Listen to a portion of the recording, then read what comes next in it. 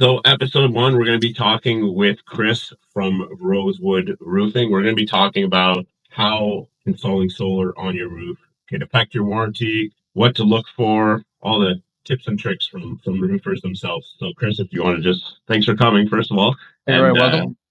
if you want to give yourself a quick little intro so kind of people know who you are. Yeah, sure. So my name's Chris Wood. I'm the owner of Rosewood Roofing, it's a small residential roofing company here in Ottawa. I've been working in the roofing industry here for about 16 years, 4 years running my own company. We specialize in installing asphalt shingle and steel roofs, and we also take on full exterior renovations like soffit, siding, fascia, eaves troughs, a little bit of everything really. And yeah, excited to have a Awesome. chat. Thanks, man. Looking forward to it. So we'll just get right into it. Question we get a lot with our clients is my roof too old to get solar on it? Yeah, so it depends on the kind of roofing you have. If you have a steel roof that's 10, 15 years old, you've got decades left in the roofing system. You definitely don't need to worry about replacing it. If you have an asphalt shingle roof, probably the lifetime of the roof's not going to be more than 20 years from installation. So unless you had it done in the last few years, I would definitely think about replacing it, or at the very least replacing the sections on which you're going to get the solar installed. There's a whole thing like about getting the whole thing done at once, because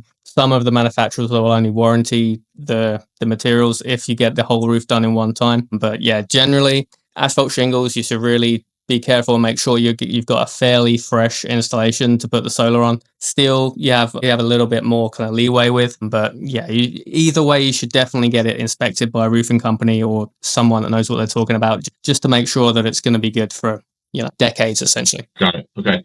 One thing I've been having a lot recently is I had a client recently say they've got some sort of shingle installed and it's warranted for 50 years. What's the story with that? Because that Yeah, so sounds the whole pretty. 50-year term is almost meaningless. It basically means that the manufacturer is going to warranty against manufacturer defects for 50 years. In reality, if anything's wrong with if anything was wrong with the manufacturing process, you're going to know in the first couple of years that the shingles are going to disintegrate. There aren't really any problems past 5 to 7 years that could be anything to do with the manufacturing process, or at the least that they would actually cover. Like, because you got to remember, the warranties are only good if they can actually cover them. The percentage of warranty claims that are actually successful is very small, and they're mostly all for major failures within a couple years of installation. The shingles will either just completely fall apart or blow off of the roof. Yeah, so 50 years kind of doesn't really mean anything. Um, it's the problem is one company back in the day it was 20, 25 years. One company says it's 30 years. Every other company has to kind of go along with that. And then it's kind of gone a bit crazy now. They just use the term lifetime. It's just a kind of a meaningless sales term, really. All the manufacturers have decent warranties. The issue is obviously having a successful warranty claim if you have any issues. Okay, got it. Yeah, that makes a lot of sense to me because I've always been under the same impression 20, 25 years is kind of what you're looking at for a roof. Obviously depends on installation, where the roof is facing, I'm sure like trees and stuff like that in the environment, right? So you mentioned getting a roof inspection done is always a good idea. When you're doing a roof inspection, I'm assuming you do them.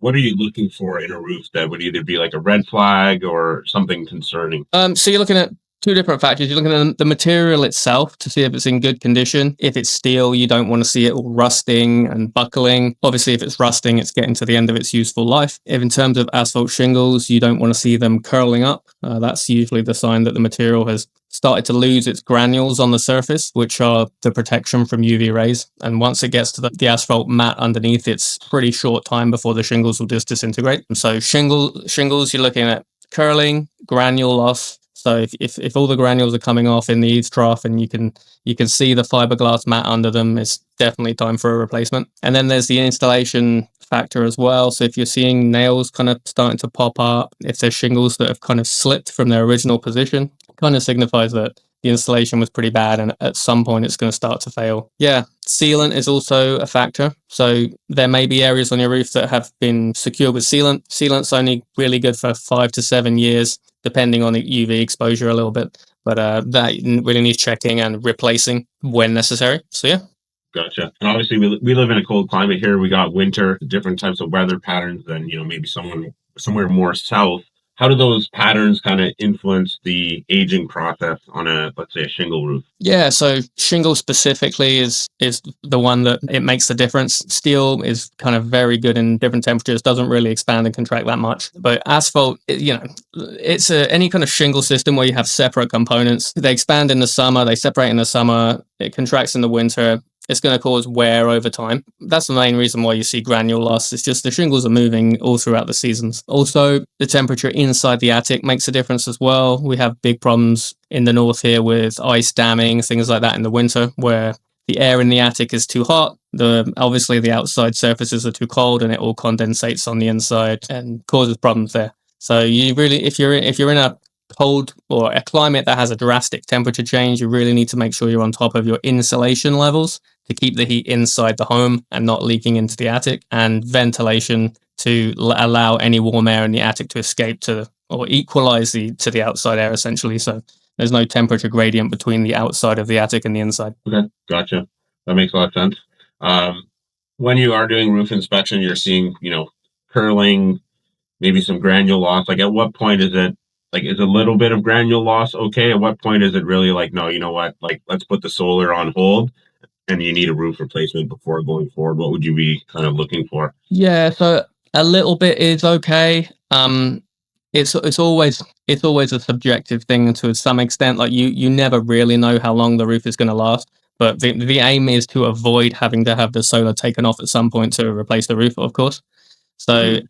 unless, if you got the roof done 5 years ago by a reputable company and it still looks pretty good, like pretty similar to it did during installation, go right ahead, no worries whatsoever. If you're seeing a bunch of granules in the eaves trough and maybe you're not really sure how long the roof was been, like some people, they move house, they don't really know how old the roof is. In my opinion, it's just better to get it replaced before the install, because you're just going to end up saving a lot of money in the long run. Because I don't know, but I'm assuming getting a whole solar system removed and then replaced is pretty pricey. It's not ideal. We've done it for clients that got solar systems installed maybe 10 years ago. It's not ideal. Ideally, you'll want, fresh roof, and it's all there for 20, 25 years, no issues. We don't want to get into replacing the system.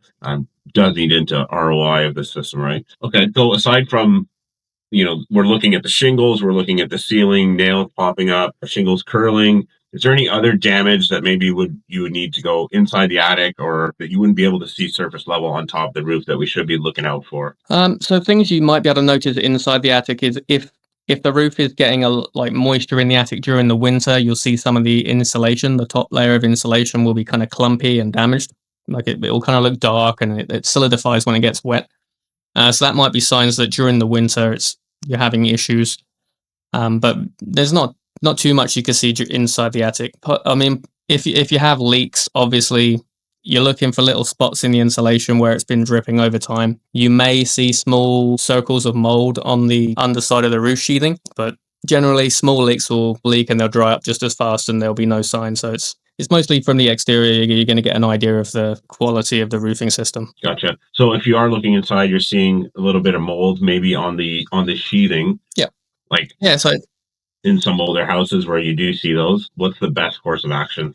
Yeah, so if it's just a small, like sometimes what you'll have is a nail is popping out of the roof, especially with asphalt, and it'll just be a nail hole. It doesn't leak all the time. It's just a small drip, and you'll get like a little circle of mold. It's just a case of getting a roofer to go up there, find the nail at fault, and just pull it out. Put some sealant in there, cover it up, and you'll be good to go. Obviously, if you're seeing significant areas of rot or mold, then what it'll need an area of shingles removed. The sheathing will have to be removed, and it's a little bit of a more intense process, but the time is now. Don't wait until you have the solar installed, because you're not getting the sheathing off from underneath. It's got to come. It's got to come up through the roof. Yeah, so you've obviously done jobs like that before, where, hey, we need to replace this part of the sheathing. Have you ever run into issues with the trusses being damaged or anything major like that? Very rarely. It's not something that we cover. It's something you'd need to get usually a general contractor and an engineer to sign off on, and editing the trusses in any way. So yeah, it's rare, but we do come across it, especially in older homes. Maybe they had, I think most of the damage is usually caused during a re-roof, or even during construction. I've definitely seen new construction houses with cracks down the rafters and things like that. So it's so we don't fix it, but you should definitely get that addressed before you start putting more weight on the roof. Yeah. Okay. Gotcha. And another thing clients bring up quite a bit, And some people are unaware. Some solar companies are unaware, I think. How does solar affect the warranty of the roof? Yeah, so it's a little complicated, and I'm assuming it differs because there's tons of different manufacturers. I'm sure they all have their own take on it. From what I've worked out from some discussions with the manufacturer reps, they will usually maintain the warranty against manufacturer defects as long as it's installed to manufacturer specifications by a licensed, company, and there's some kind of paper trail of the materials and etc. And they use the proper attachment points. They say that you still have it. A lot of the time with these warranties, it's going to be down to the rep that they send to look at the claim, the adjuster. But so Any difference between asphalt shingles and either metal shingles or a metal roof? Yeah, so it depends what kind of metal roof. So you have standing seam metal roofs, so you can attach your solar system using clamps. It doesn't penetrate the roofing system. You should have no problems whatsoever with maintaining any kind of warranty. If you're going with metal shingles, you're still screwing through the materials, so they probably won't be warranting any materials that you've put a screw or a bolt through, but the surrounding area and the unpenetrated materials, they should maintain the warranty. But the best thing you can do is whatever manufacturer you have, call them up, get a hold of the rep and ask them straight up, because they're all going to be different. And that's the manufacturer warranty side of it. As far as installation for the roof, you're going to have a warranty from your installer or your contractor. Again, it's going to vary a lot. Most of them are not going to be happy if you try and make a warranty claim and you put a bunch of, fasteners through the roof. It shouldn't affect the warranty on any other parts of the roof, but it's going to be hard to get a warranty claim through if. And also, if the solar panels they're put on the field of the roof, right? They're generally not put right where there's other kind of protrusions or anything from the roof. So if it's leaking through there, it's most likely to be through the fasteners of the solar. Yeah, so you're gonna usually best to work something out with your solar company. I know some solar companies will warranty the roof that's specifically the part of the roof that they install panels on. The best thing to do is kind of find this out beforehand. Get in contact with your manufacturer, get in contact with your installer, and just kind of make sure all the warranties are in place so you're protected against any issues. Yeah. Like for us, we warranty any roof penetrations that we make, of course, whether it's asphalt or a metal roof. A lot of clients that I talk to are not even aware of this. No other solar companies have even brought it up that it might void their install warranty with their roofer. Like, especially important when you have maybe a 50-year metal roof, that the whole idea behind getting the roof was that it's a lifetime thing and you're never going to have to worry about it, right? Yeah. I mean, again, manufacturer warranties they're only against manufacturer defects anyway. So. So on that point, I'm just curious, what type of warranty is like pretty standard for an installation company to offer on a metal roof, let's say, or even asphalt? Well, usually the minimum C is 10 years. That's most companies, I think, have a 10-year warranty in any kind of roofing system. There are some companies that offer lifetime warranties, 25-year warranties. Realistically, any problem with the installation is going to show up really fast. Like first few years, you get a Canadian winter or two and a bunch of rainstorms on the roof. If there was an issue, it's going to show itself right away. But it's the same thing with the manufacturer warranties. You get one company that says, "Oh, we're going to offer a 15-year warranty." Other companies have to kind of compete, but warranty is only as good as what you can claim against it.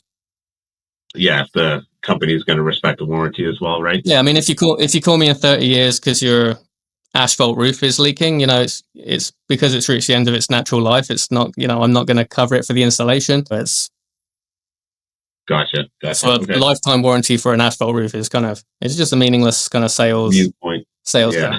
Okay.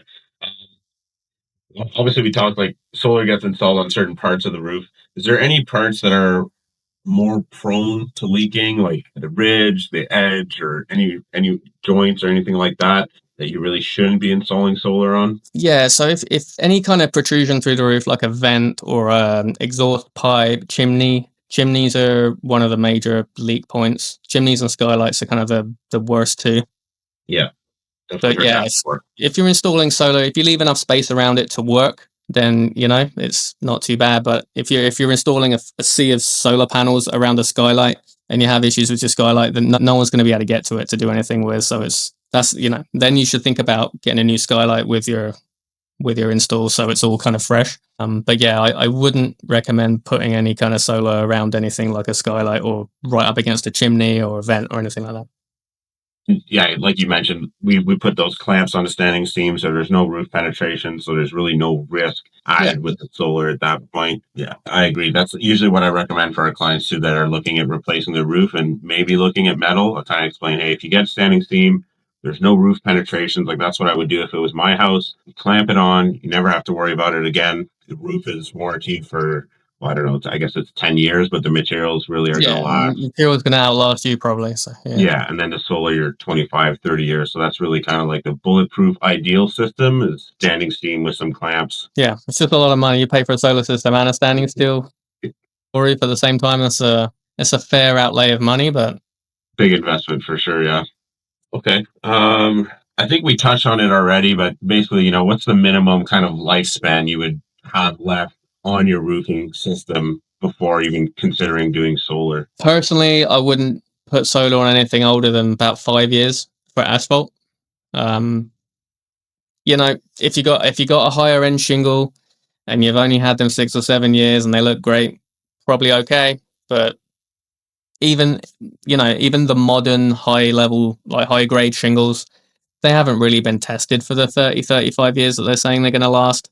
Um, I would be more comfortable suggesting they're probably going to last 20 to 25 years. So yeah, if you're not sure how old the roof is or it's more than 5 to 7 years, I would get it replaced. So that's like the high end shingles you're talking about. Those are like the architectural shingles. Well, they're all architectural now. That's just the style where they're kind of 3D. They look like cedar shakes a little bit. But Uh, there are higher end shingles where they're just thicker, essentially more mass to the shingle, but it's still made of asphalt. It's yeah, still the same material, really, just yeah. thicker. Once the granules come off, the UV is gonna get to the asphalt and fiberglass mat underneath, and it's gonna come apart just like any cheap shingle would. So yeah, the if you're gonna spend the money on the higher end shingles, you're much better just to get a steel roof because the prices are fairly close. Really, what's like average price difference between like a high end shingle and a, let's say, something equivalent in the metal roof? Yeah, so for a standard asphalt shingle right now, you're probably looking at about $40 a bundle,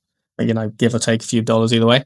The higher end shingles can be as much as $60 to $70 for the same amount. You can Installation, get a like steel roughly the same, or yeah, you can get a steel shingle for that price. Standing seam, you're looking at a little bit more, but yeah, you can get a steel shingle or a snap lock steel panel or something like that for the same price. cool. Like in terms of how much the average price on an actual roof, what does that look like? Let's say just like a Well, I bump get it. Yeah, size. so we're doing townhouse roofs. So say you got three or four in a block. Townhouse roofs going to be like 8 to 10,000.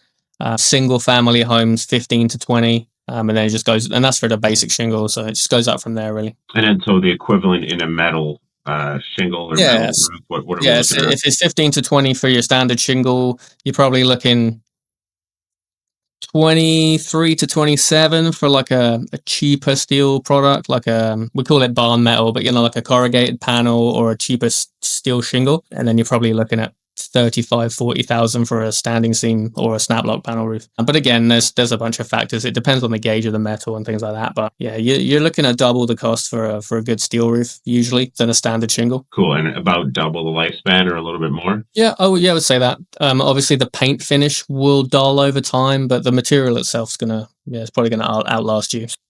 Cool. And on the asphalt and the steel roof, is there any maintenance or preventative maintenance that somebody can do to kind of extend the life of that system? Yeah, so the good thing about shingles is they're easy to repair. Shingles are easy to remove. They're flexible. You can, if you have one patch that's bad, you can pull them out, put new ones in. It's a little bit more complicated with steel, as obviously doesn't flex in the same way. And ideally, if your roof's 10 years old or older, I would get it inspected every couple of years just to make sure all the sealant's looking good, the vents are still attached securely, that kind of thing. Usually over time, what happens is anything that was attached with a nail, the nails will move around through the seasons and eventually kind of over time they'll start working their way out and things like that. So if your roof's over 10 years old, I would get it inspected every now and again. And then obviously more often as it gets closer to the end of its life. Is there any installation, I guess, mistakes that you see that cause, standard asphalt roof that should last 20, 25 years to only last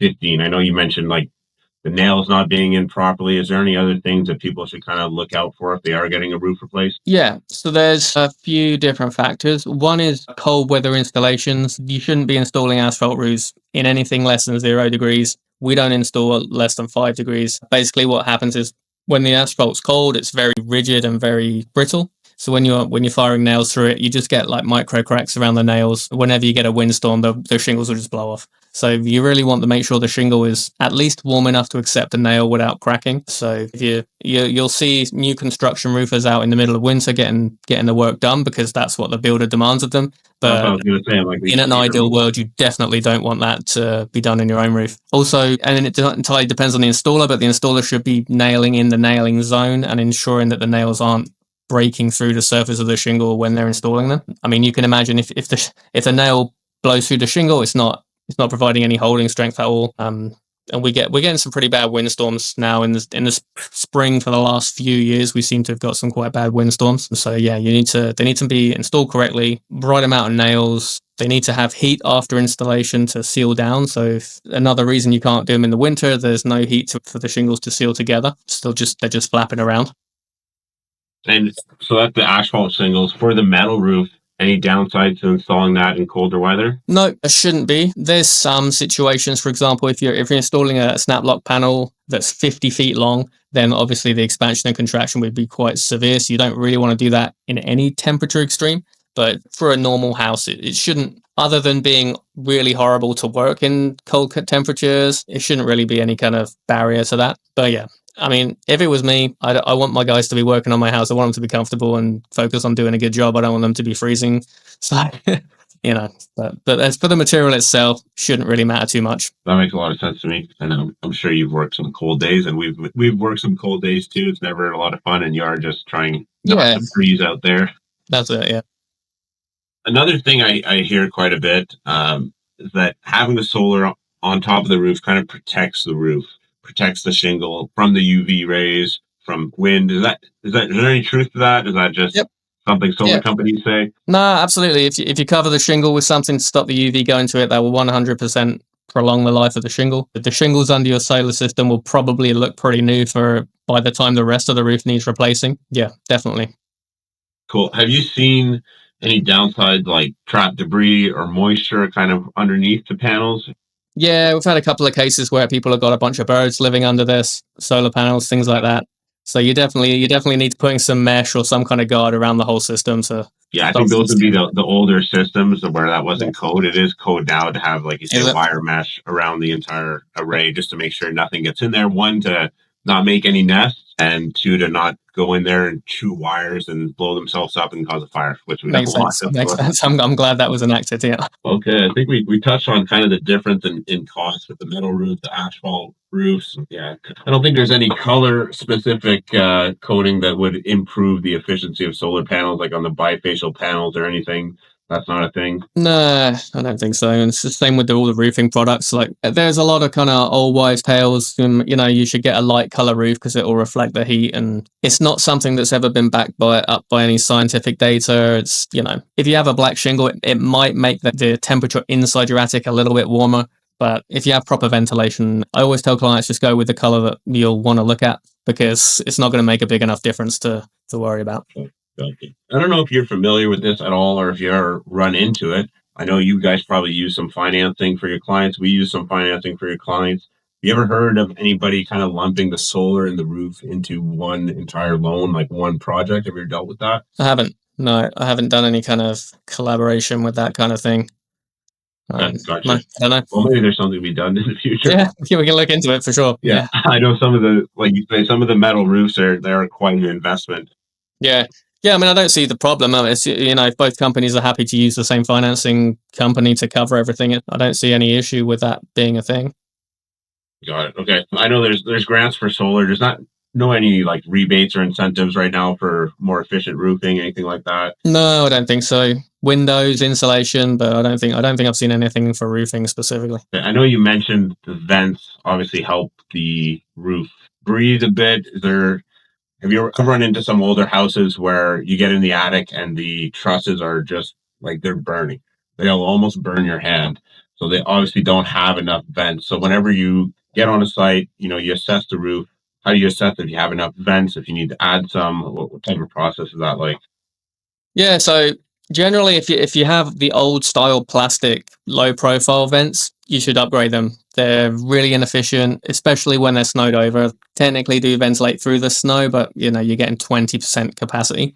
I would encourage everyone to upgrade to steel tower vents. We use the ones from Maximum. They seem to be good quality. They have, bug protection inside them so critters can't get in them. Most of their models also have active ventilation, which basically means the shape in which the ventilator is, the air that goes through it will draw air out of your attic. So they're just much more efficient. And you can actually go on their website, and if you take the square footage of the attic floor, you can actually convert that to how many vents you need to vent it correctly. So there's equations on the Maximum website, and that's basically how we work it out. We get the attic square footage, and each vent will be good for however, like 800 to 1,000 square foot. Then we kind of work out the best number from there. And you mentioned like active venting just because of the way it's shaped, but I have seen this product where it's actually like a fan.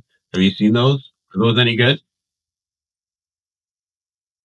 Yeah, Looks probably. like it. In my opinion, it's just something, you don't want something that is mechanical up on your roof. Like, it's just something that can go wrong and break down the line.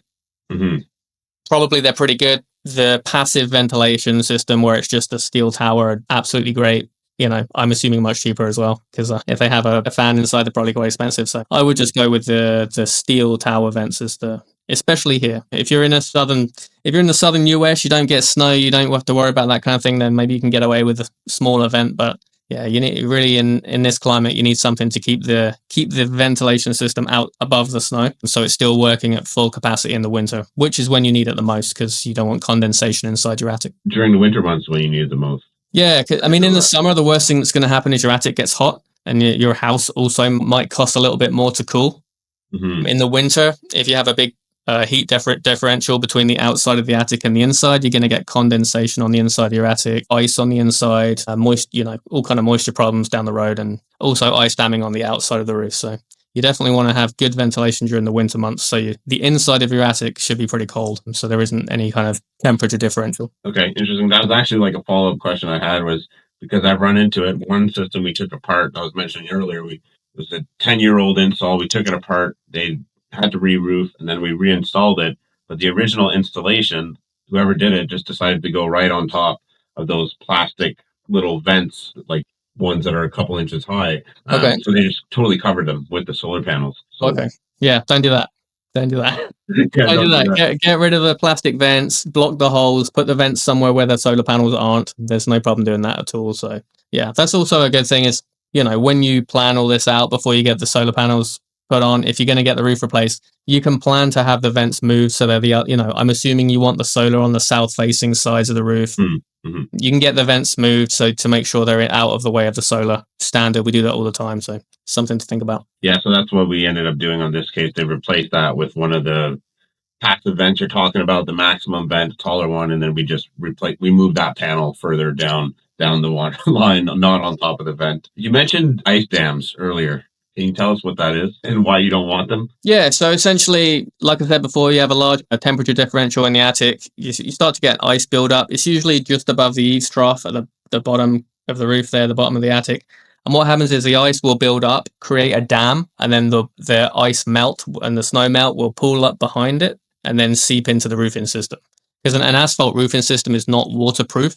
It's just, it's just designed to shed water. So, it's not like a bathtub. Like you can't have a pool of water and the water's just going to go straight through the shingles. So that's essentially that. So you can negate that with ice and water shield during install. So we have membranes that protect against the water going through the system. It's standard for installations now to put 6 feet of ice and water shield at the bottom of the roof, and also make sure the ventilation is sufficient to get all that warm air out of the attic. Okay, so if you're seeing, because I saw a roofing video, it wasn't yours, somebody in town here recently, and they were chipping away an ice dam on somebody's roof, I guess. Good thing to get it out of there, but if you do have an ice dam, there's a bigger problem there that you need to address. Yeah, so often it could be the ventilation is not sufficient. It could be the intake ventilation through the soffit is blocked or non-existent.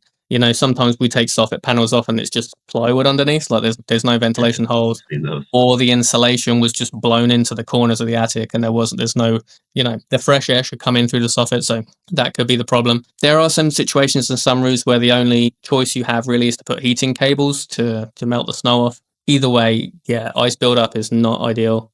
We live in a harsh climate. You're going to get some icicles sometimes hanging off the eaves troughs. It's kind of fairly normal, but definitely large ice dams need to be removed and the problems need to be fixed. Yeah, so if you're seeing ice dams, one, it's you have some sort of issue, probably ventilation, like you mentioned. Yeah. And then you should probably get the inside of the attic checked for mold Yeah. at that point.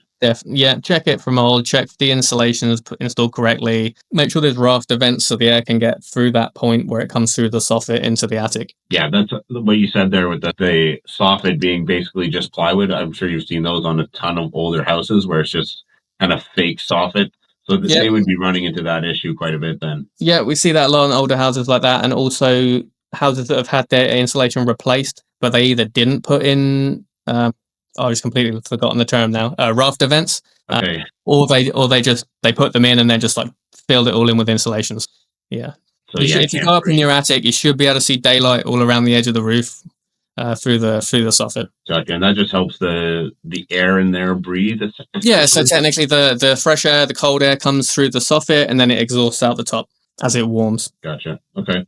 One thing is once, like, obviously you can do roof inspections before putting the solar on. Once the solar's on there, would you still recommend doing a roof inspection, like for the shingles around and maybe the solar panels, or maybe even in the attic to see, hey, is there any leaks? Was it installed properly? What would you think would be the best case scenario for a homeowner that maybe is concerned once they get the solar installed? Yeah, I mean, people should be going up into the attic or getting someone to go up in the attic every year or two, but I'd probably say every year, just to see what's going on up there. Make sure there's no critters running about. You just need to poke your head through the hatch. You can see if things are running through the insulation, or if there's a leak, you'll be able to see it on the insulation too. So, especially in the winter, many times I've had clients with issues. I've gone up into the attic and it's like a winter wonderland up there, and they just had no idea. So it's definitely good to poke your head up through the attic every now and again and have a look in there. Yeah, so winter wonderland meaning like there's ice like buildup. frost, the whole ceiling's just frost inside the attics. I've seen them with snow that's been blowing through the vents everywhere. Yeah, and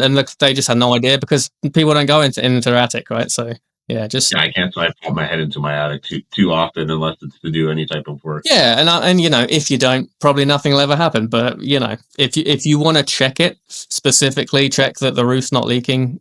You or someone else is going to have to poke their head in there and just have a look. So you really want to go into the attic, like going up onto the roof, probably not super helpful. I mean, yeah, if it's an older roof, definitely get it checked out. But you know, if you just had solar installed on a fairly new roof, there shouldn't really be any reason to check it on the outside. I mean, if the solar installers damage the roof in some way, it's just unlikely. But you know, I wouldn't be worried too much. Yeah. Okay, so just to recap, like what we talked about, obviously we talked about a few different roofing systems. If you're a homeowner, you're looking at getting solar, let's say it's your house, what would be your recommendation for people to do? Well, I'm sorry, what do you mean exactly? Like you've got a solar company lined up, you just want to make sure the roof's... Yeah, so just call your find a roofer you recommended from friends or family, go on your local Facebook group, ask for recommendation, just find a local roofer that you trust, go up there, do an inspection. Might cost you $100, $200 at the most. Just get them to take a look, give you their honest opinion on how old the roof is and what kind of state it's in, and go from there. Cool. And let's say in this case, you got 10 years left on your roof, you want to do a roof replacement. What are the best options that people should consider, and kind of like the rough price ranges of the investment required to go with that option? I know we talked about quite a few of them, but just want to recap for people. So, like, if you want to get your roof replaced, how much is it going to cost? Is that what you're saying? Or like, because we talked about like asphalt shingles, metal shingles, standing seam. What would be kind of like the best case scenario? Like, I know for me, it would be the standing seam with clamps. I think that would be the best. Obviously, it's a big investment. But yeah, just to kind of recap all the different options and what are the kind of pros and cons to each one of those. If you're so baseline is asphalt shingles. I don't understand the hate. They work great in the cold temperatures. They're easy to repair. Get a good quality shingle. You're going to get 20 to 25 years out of it, most likely. And, you know, on a average size single family home around here, you might be looking at 15 to 20,000. That's obviously million factors that go into that. The next stage up from that is probably a cheaper metal option. So you could get like some cheaper steel shingles or steel panels, fairly thin gauge, which is obviously the thicker gauge the better, but the more expensive. But these cheaper steel options, still going to outlast shingles by a mile, but you're looking at more cost. You're looking at probably 20,000-30,000 for a good install, including removing the old shingles. So that's another whole debate we can get into if you want. Is like whether you should be removing the old shingles when installing a new steel roof. Yeah. Okay. I had run into those roofs where there was like several different layers of different roofing materials Yeah. on older houses. Yeah, and when it comes to steel, most of the steel manufacturers will warranty your steel if it's put on top of a shingle roof, but you're just adding technically a steel roof plus an old shingle roof is probably going to be around the same weight as a new asphalt roof because steel is much lighter per area. But you're going to put solar on this, you want to get rid of as much weight as possible. So also, if you expose all the plywood, you get a chance to repair any issues, any kind of problem spots with the plywoods. But $4,000, $5,000 extra to repair everything and remove the shingles is, it adds up. So let's say I've been on some old roofs and you're walking and you hear crunching underneath your boots. Yeah, so usually it's just the plywood started to delaminate, which, plywood is multiple plies of wood stuck together with an adhesive. Over time, 20, 30 years, they're going to start to separate and it's going to get weaker and it's going to start to crack and break. We'll see it a lot on older homes. I've been on homes that are 50 years old, still have the original 3/8 sometimes plywood, which is just super thin. When you get your roof replaced, definitely get that replaced because it has a life cycle like everything else. It doesn't last forever. Cool. Awesome, man. Well, thank you for your time today. Thanks You're for very welcome. answering the million questions. I think it'll be helpful for people to get it from a real roofer. Yeah. There you go. No worries. Any closing thoughts at all? And I know I kind of asked you a bunch of questions. I don't think so. I think we covered a lot. Okay. Awesome. Yeah. Thank you, Chris. You're very welcome. It's good to see you.